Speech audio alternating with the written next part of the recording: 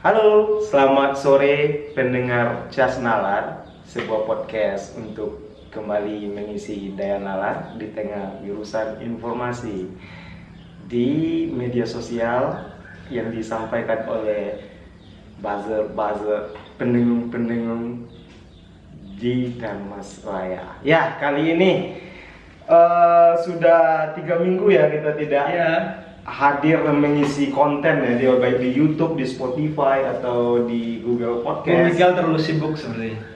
Sama dengan Bung yang mempersiapkan beragam Persiapan pernikahan. Ya oke. Selamat Bung. Ya, selamat, saya ucapkan selamat Bung. Kali ini kita sudah berada di penghujung 2021 ya. Mungkin kalau di tempat-tempat obrolan lain tentu kita akan membicarakan tentang kaleidoskop 2021 atau lini masanya ya, timeline-nya ya. Kita akan ngobrolin soal politik misalnya, dan soal apa lagi ya, budaya, dan sepak bola yang terjadi selama di 2021. Seberapa hangat obrolannya gitu ya. Kita tidak ada persiapan ya sebelum ini ya, karena memang sudah terlalu jauh jarak dari episode kita yang di terakhir episode kita yang jalan-jalan di tengah pandemi. Oke, berhubung sekarang kita lagi hangat-hangatnya sepak bola ya. Indonesia. Indonesia baru saja ya official lolos final versus Thailand. Negeri Gajah Putih yang selama ini menurut saya ya menjadi momok menakutkan bagi timnas, karena dari edisi final dari tahun 2000, 2002 sampai yang terakhir 2016 kita harus mengakui keunggulan Thailand lewat agregat 2-0 di Bangkok waktu itu di Thailand. Dan meskipun di Jakarta kita sempat unggul 2-1, waktu itu kan 2 leg juga ya, tapi akhirnya ya tumbang juga.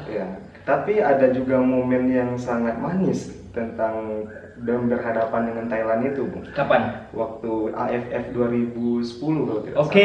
Yang kemenangan 2-0 atau 1-0 gitu itu BP cetak. Waktu itu coachnya masih Alfred Riedel ya, almarhum ya.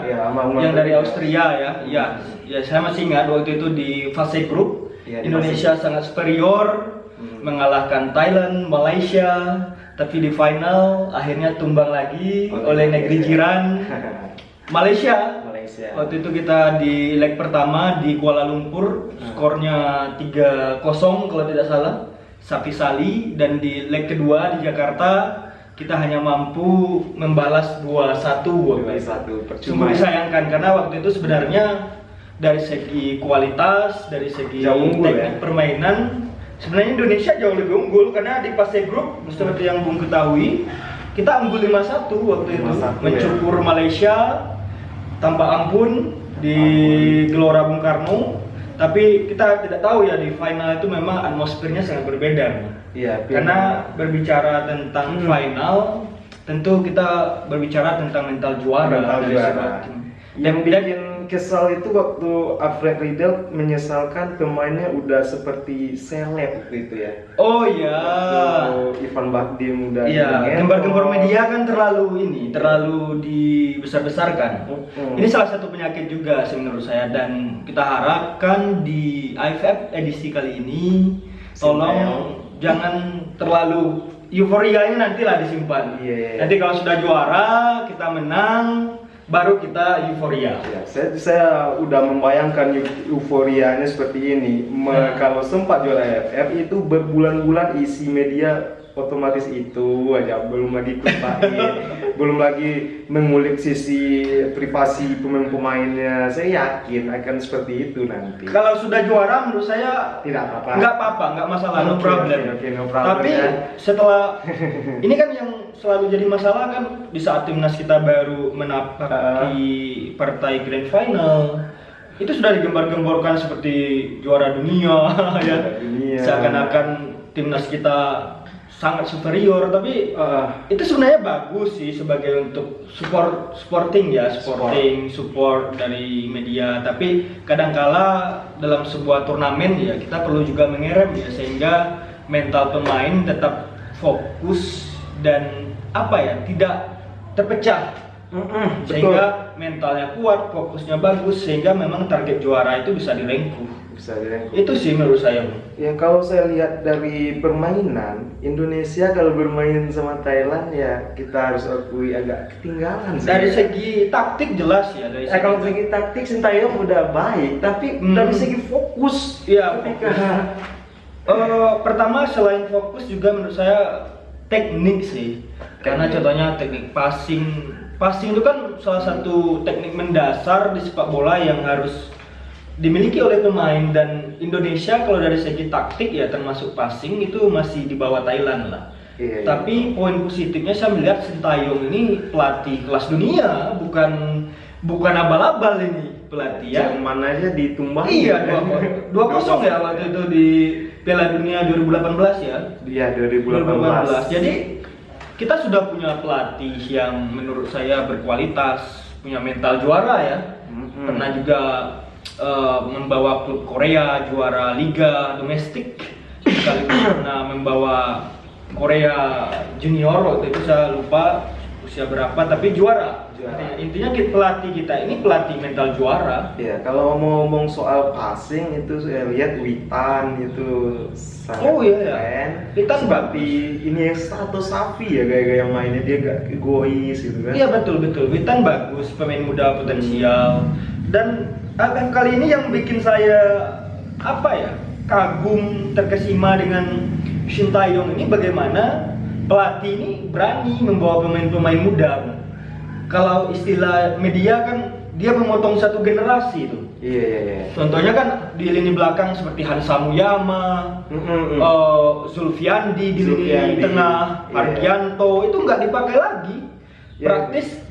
Ngomong itu saya jadi ingat Peter White ya di waktu mengorbankan Boas ya. Iya. Waktu itu aku masih ingat waktu pulang ngaji kelas 5 SD. Betul. Pulang ngaji itu lihat, wah kok kencang banget, ada Boas ya. Si Ilham Jaya Kesuma, ada siapa lagi waktu itu? Ya. Kalau seniornya strikernya Kurniawan. Itu memang dia potong, itu BP dia potong. Betul. Terus siapa lagi ya? Boy masih menjadi pilar utama waktu itu. Ada Ortisan Salosa di back. Itu yang pertama kali nonton. Tapi yang itu namanya Piala Tiger. Masih Tiger 2004 masih Tiger. Karena waktu itu masih sponsornya bir dari Singapura apa Thailand? Singapura. Ya, antara dua negara itu kalau tidak salah. Tapi yang pasti ya Peter White tidak seradikal Sintayong menurut saya, karena waktu Peter White itu masih diisi mayoritas pemain senior, masih ada Ali Aiboy, Ilham termasuk senior waktu itu, Kurniawan, di lini belakang ada Karis Yulianto, ada siapa itu nama Jack Comboy. Tapi kalau dari Sintayong ini ya kita lihat dari segi kiper saja dulu ya, dari penjaga gawang itu rata-rata muda Bung. Nadeo itu baru usia 24 tahun. Di lini belakang ada siapa? Farudin yang senior satu. Tapi kan yang mengelilingi Farudin ini anak-anak muda semua nih. Berarti rata-rata skuadnya emang di bawah 25 ya? Di bawah 25, kalau tidak salah rata-rata usianya 23, sekian.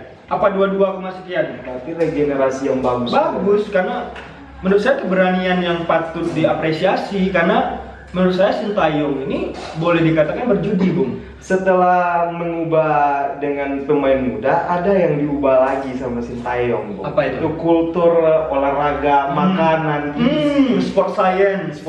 Ya, terus yang dari makan gorengan ke makan bergizi. Kita kan tahu deh dompet pemain kita ini ya dompet beli gorengan. Iya. Dan menurut saya itu bagus juga, disiplin. Ya, karena pernah ya di suatu camp training waktu itu Sintayong ini menegur Osvaldo entah siapa waktu itu, yang intinya kedapatan makan yang tidak baik lah untuk seorang atlet atau olahragawan. Memang tegas ya. Tegas, dan itu bagus Bung. Iya. Tegas, tapi dia juga punya sisi humanis. Kadang-kala kita lihat bagaimana kedekatannya dengan Asnawi Mangku Alam, bagaimana Sintayong ini membangun harmoni dengan pemain-pemain lain sehingga chemistry itu dapat.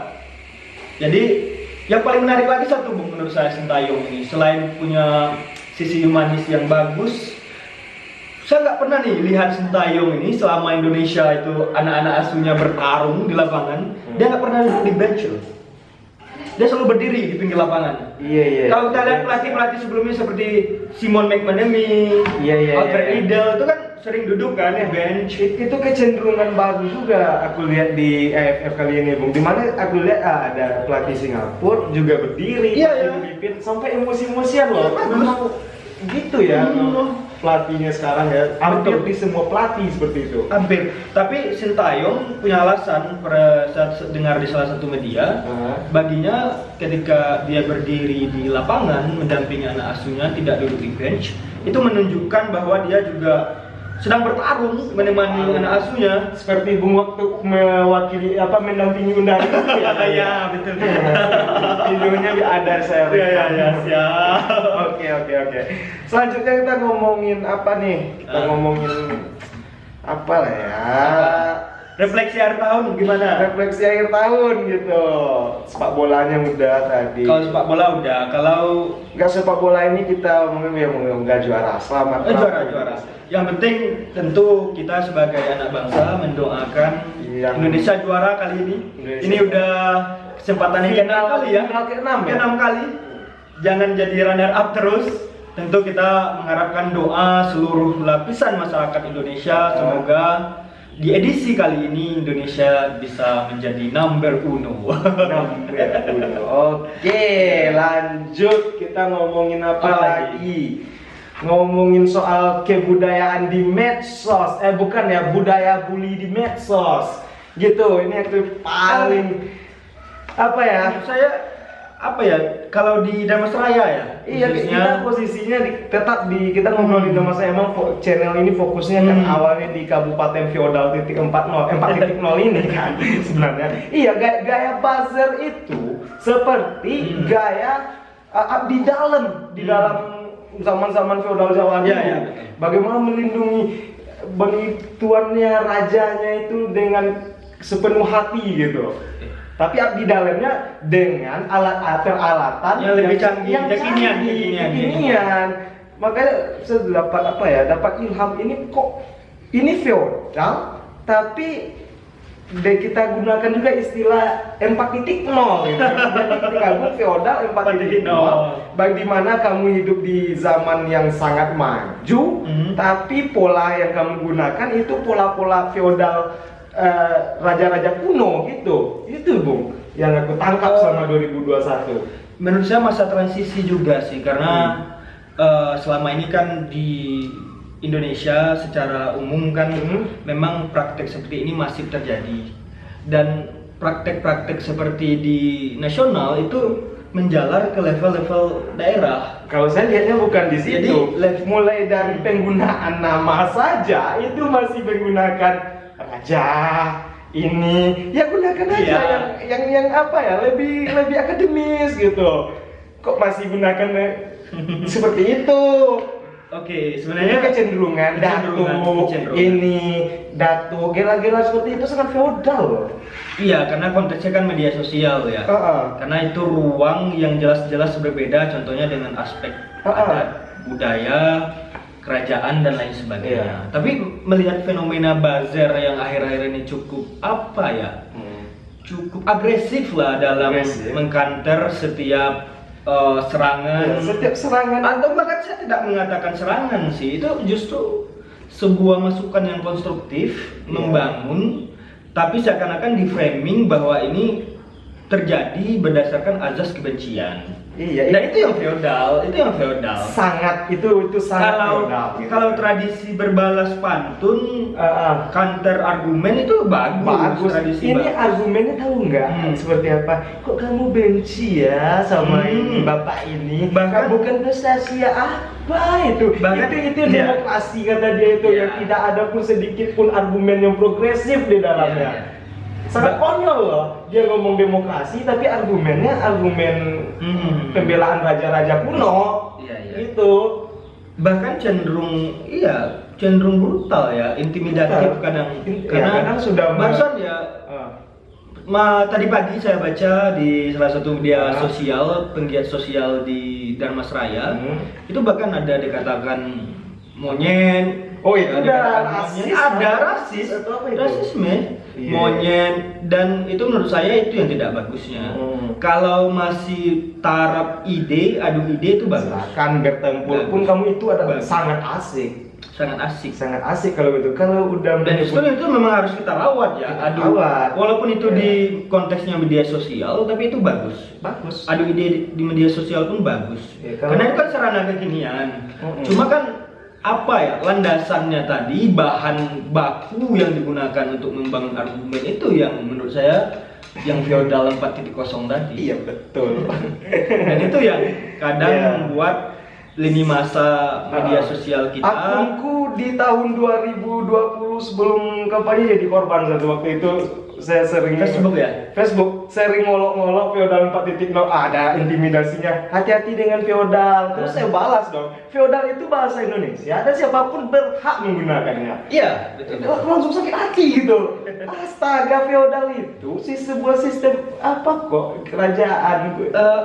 Kalau menurut Bung, sistem masyarakat gitu. Kedepannya untuk setidaknya bukan kita membumi hanguskan ini ya, tapi setidaknya bagaimana sih seharusnya kita sebagai anak muda di Dharmasraya menyikapi kondisi terbaru seperti ini? Contohnya tentang disrupsi media sosial. Iya, disrupsi media sosial. Oke, ini kalau untuk memberi kritik itu sebenarnya emang kekuasaan itu harus diawasi. Betul. Kalau hanya dipuja-puji lewat apapun ya, termasuk secara langsung, terbuka, tertutup. Kalau hanya lewat puji-pujian itu kekuasaan itu ya, puji di ya saya nggak punya kata-kata lagi untuk membahasakannya. Oke. Jengkel iya. Tapi setidaknya ada semacam ini ya, contohnya saya analogikan seperti ini. Ini kan disrupsi, ini ada semacam ledakan. Bagaimana ledakan ini? Itu kan ada semacam, saya analogikan semacam lempeng ya. Lempeng. Bagaimana kita patahkan lempeng ini sehingga nanti muncul sebuah daratan yang bagus, yang mana ini sebagai edukasi politik bagi generasi muda. Gitu. Bung pasti melihat politik di Australia ya, bagaimana partai buruh dengan partai konservatif itu walaupun dia konservatif, serangannya ide. Kita melihat partai buruhnya. Dan kalau kita berbicara konteks Australia, antusiasme masyarakatnya di media sosial tidak semasif Indonesia. Bukan gitu, di Facebook kali. Kalau di Twitter tetap.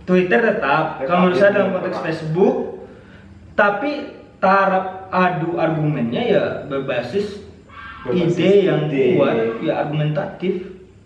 Waktu kita lihat di akun-akun seperti Partai Sosialis Australia, Partai Buruh Australia, wah keren-keren. Mereka punya filosofi pemikiran masing-masing dan itu berbasis data. Apalagi yang di New Zealand dan dinarasikan secara apik gitu. Di New Zealand, Jacinda Ardern gitu. Tapi memang terlalu naif juga lah kita membandingkan Dharmasraya dengan Australia. Iya, kalau mereka kan senang dibanding seperti itu. Apalagi kalau kita puji, wow, si bapak itu seperti Jacinda Ardern di New Zealand, pasti bangga minta ampun. Nah, sekarang kita bandingkan juga dengan Oke.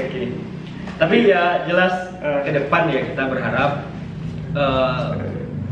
media sosial, pertarungan ide itu mulai kita galakkan lagi di media sosial. Bagaimana kita ngomongnya itu berdasarkan teori, bukan berdasarkan logika falasi ya. Iya. Itu yang banyak itu yang logika falasi semua. Iya, itu contohnya dia ngobrolin demokrasi, tapi dalam pikirannya demokrasi itu cuma sekedar puja-puji. Wah, Bapak bagus, wah, Bapak keren. Ayo Pak, lanjutkan Pak. Itu apa? Itu bukan demokrasi. Itu apa namanya tuh? Sembah apa ya kalau dalam istilah? Sungkem. Sembako dahulu. Jadi tapi kalau menurut saya ya itu nggak apa-apa juga. Nggak apa-apa. Tapi kadang-kala ketika ada yang punya pendapat yang berbeda, mereka mau counter argumen, itu tolong jangan dianggap itu sebagai suatu kebencian. Anggap saja itu kepedulian. Ini polarisasi ini emang efek dari atas ya. Ya itu yang saya bilang tadi. Fenomena ini memang turunan dari level politik nasional. Itu tidak bisa kita elakkan juga. Tapi itu yang paling penting sih. Bagaimana sih kita baik itu yang pro dan kontra dengan pemerintah tetap menyampaikan argumen itu berlandaskan dengan apa ya, sesuatu hal yang konstruktif, membangun. Kalau memuji harus ada rasionalisasi yang jelas. Rasional pemujanya ini dasarnya, ini datanya. Ya kalau dan ketika ada data pembanding dari orang yang kontra, jangan dibilang hoax. Itu kita uji dulu. Jangan dijadikan itu sebagai hegemoni yang dari pihak kita pasti benar. Gitulah. Iya, jadi nanti mungkin di 2022 setelah kita konsepkan matang-matang podcast ini, saya pengen berdebat dengan salah satu influencernya si Bapak Anu di channel kita. Saya pengen berdebat tetap muka. Saya ingin ukur siap seberapa panjang ketikannya itu sama dengan omongannya. Ya itu aja. Ya. Yang penting ya itu bagus juga sih. Iya. Kita apa ya? Bisa langsung beradu argumen secara luwes ya, dan tatap muka dan itu bagus. Tradisi seperti ini yang justrunya kita saling menatap. Ya justru tradisi kita ruang-ruang seperti ini yang kurang. Ya, yang ini harus kita rawat. Dan saya juga bagian dari apa ya waktu itu pertarungan pilkada ya 2000. Ya saya kenal. Tadi Ya, tahu. saya bagian dari itu dan saya juga menurut saya Merasa kekosongan kan? dan ada ruang hampa di sana. Ada ruang hampa. Dan itu kita tidak menyalahkan ya yang sana juga dan itu saja jadi kesalahan kita juga karena kita tidak mengajak tim yang di sana untuk saling beradu argumen secara matang, Kita secara belum rasional. terbiasa dengan berdialektika. Itu yang harus kita rawat sebenarnya. Iya Bung, itu ya. Dan semoga ini menjadi pelajaran ya, karena ini refleksi juga. Refleksi selama walaupun 2020 tapi masih ada ya. rembesannya sampai 2021. Intinya dari sepanjang tahun 2020 sampai akhir 2021 ternyata memang tidak ada perubahan dan kita kunci di istilah feodal 4.0. Oke, lanjut kita ngomong apa ya? Itu budaya bullying di medsos. Apa lagi ya?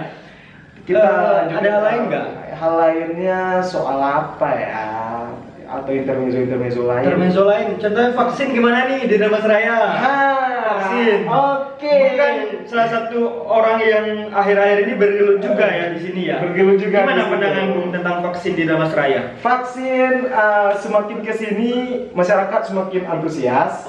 Oke, apalagi sejak diturunkan surat edaran setiap pelayanan publik harus ada ya menggunakan sertifikat atau bukti vaksin, itu semakin antusias. Kemudian ada yang lucu. Tadi kan beberapa hari ini sampai menjelang tanggal 30 besok aku kan duduk di stand vaksin besok kan ya, di pendaftaran. Ya, Oke. Yang paling lucu ini agak aneh. Setiap ini entah surat edaran, entah instruksi, setiap THL ataupun PNS wajib membawa 5 orang ke tempat vaksin untuk mencapai kuota standarnya 80%. 80%. Sekarang Damas Raya berapa sih? Sekarang aku lihat sekitar 75-an. Oke, itu efektif nggak? THL, PNS diwajibkan membawa orang untuk vaksin, itu efektif nggak? Nah, realitanya yang terjadi begini. Gimana? THL itu tidak mencari orang, dia mengambil data ke itu. Oke, calo on the spot. Ke stand vaksin ini nggak perlu disensor, ini memang kebijakan. Calo on the spot itu ya. Kebijakan yang membuat mental THLDSN ini agak culas jadinya. Dia diinstruksikan bawa orang 5 dan yang dia lakukan pergi ke stand vaksin, cari orang, kamu jadi apa aku ya? Jadi untuk daftar aja aku ya. Lucu dan beberapa kali dari pagi HP ku kalau tidak dihidupkan mode pesawat itu ada aja nomor yang masuk, bang. Saya ini dari ini teman abang, dapat nomor abang dari sini, tolong 5 nama untuk kirim ke saya, bang. Saya minta bang karena hari Jumat perlu di Oke, kabarnya seperti ini juga.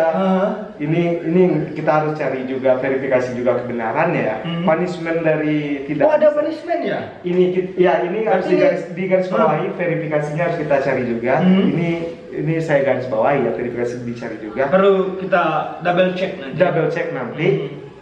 Yang beredar, desas-desus yang beredar, kalau tidak dapat, mungkin itu bagi THL akan dipecat, berhentikan, pengurangan. Caranya kalau PNS gimana tuh? Kalau PNS saya tidak tahu juga, tapi ini saya pasti ada punishment ya? Ada, soalnya PNS banyak juga yang datang tadi kan. Jadi targetnya berapa target juga, ada yang targetnya lansia, ada vaksin untuk lansia. Kemudian yang targetnya 5 yang standar itu. Terus kalau untuk PNS saya tidak tahu karena yang ngomong seperti itu beberapa THL bukan satu orang. Berarti ini sudah semacam pressure yang lumayan ini juga ya untuk THL ya. Kalau untuk Nagari ini isu juga ya. Bisa jadi dana kalau tidak tercapai data ini, dana desanya mungkin dikurangi atau tidak diturunkan. Oh, ada juga ya desa-desa seperti itu ya. Desa seperti itu. Ini mohon di double check ya karena posisi saya ada di situ juga, tapi saya saya buka ini karena kita di transparansi kita kan. Bagian dari edukasi. Jadi menurut saya Pak Bupati yang terhormat, kebijakan Anda itu telah merenggangkan mentalitas THL Anda sebenarnya. Saya jujur loh. THL Anda yang Anda harapkan bawa orang 5 ke tempat vaksin, yang terjadi di lapangan, THL Anda itu mencari data di situ. Apa salahnya Bapak yang terhormat sosialisasikan lagi manfaat vaksin ini dengan landasan medis begitu, bukan malah pressure THL atau PNS begitu loh. Bapak yang terhormat, salam untuk salam damai untuk apa juga untuk ini perbaikan ke depannya. Untuk tim cyber saya salut dengan kalian. Oke, sip. Oke, ya? Itu tentang intermezzonya tadi. Oke, lanjut kita ngomong apa lagi ya. Kita ngobrol. Atau udah berapa menit nih? Udah, sepak bola udah. Budaya bully Bali di sosmed udah. Vaksin udah. Apa lagi? Bumi datar atau apa? Anti vaksin. Terserah. Atau udah ya?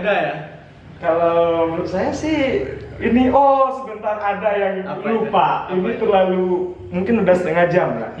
Yang luput dari kita kenapa? Kita sekarang berada di studio Agim di Eka Jayatim di Blok B. Blok B ya. BKR berapa ini? BKR 1. BKR 1. Ya, BKR 1. BKR 2 ya. Kami ucapkan terima kasih kepada Abdullah Gimnastiar, Agim dan Herianto Silalahi dan Herianto Opung. Kemudian juga dengan Bung Age. Semoga kedepannya Rumah Baca Peduli Bangsanya sukses dengan ekonomi mandiri mereka. Salut untuk Rumah Baca Peduli Bangsa. Dan mungkin ini episode terakhir kami di 2021. Jadi setelah ditotalkan selama musim pertama 2021 kita Casnalar memiliki 3 episode dan 1 advertorial. Di yang 3 itu yang paling kami hadir waktu bulan November ya. November kita hadir dengan saatnya kita hadir gitu. Yang kedua soal yang kita bicarakan soal Oh iya, kita baru 2 episode. Yang kedua itu soal jalan-jalan Pak Wali dan Pak Jorong di tengah pandemi yang sempat juga bikin geger kemarin kan. Terus yang ketiga ya ini episode kami. Silakan di ini refleksi ya. Refleksi 2000 akhir tahun dan kepada saudara-saudaraku yang merayakan Natal, selamat Natal. Very Merry Christmas and Happy New Year. Oke, dan semoga semakin berbahagia, damai orang-orang terdekat ya. Oke. Di Natal dan tahun baru kali ini. Udah ya? Udah mungkin sekian 29:53 detik. Lumayan lah. Lumayan lama. Ini kan? tanpa persiapan. Tanpa persiapan asal